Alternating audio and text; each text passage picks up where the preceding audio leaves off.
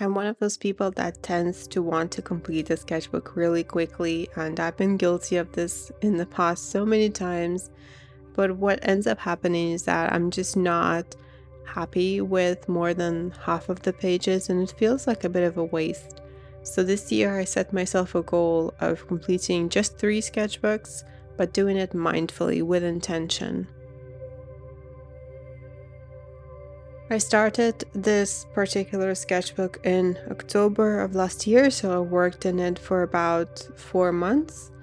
My initial intention for it was to make it something that I can take with me on the go, put it in my pocket, throw it in my bag, and just have a pen or some pencils with me to create on plein air from outside inspiration. But as I found out, that's not really something that works for me. And while I did take this sketchbook to an art retreat and completed a few pages in there, most of it I ended up doing at home in my home studio.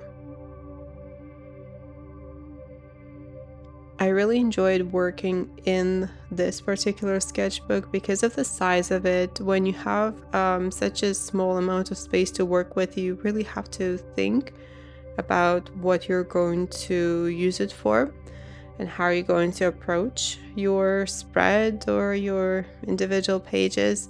What I've done with some of these is pre-painted them so that I come across them later on and then I have to work with what's already on the page. That presented an interesting challenge to me, although I don't think it quite works for how I personally make art, as it's very spur of the moment, very intuitive. So it's not a practice I think I will be going back to anytime soon, but it is something that was definitely very interesting to try. Throughout these sketchbook pages, you can see how I'm experimenting more and more and going away from my comfort zone. I'm just trying to be more loose, messy, experiment with mixing different colors, trying out different techniques, trying out different mediums.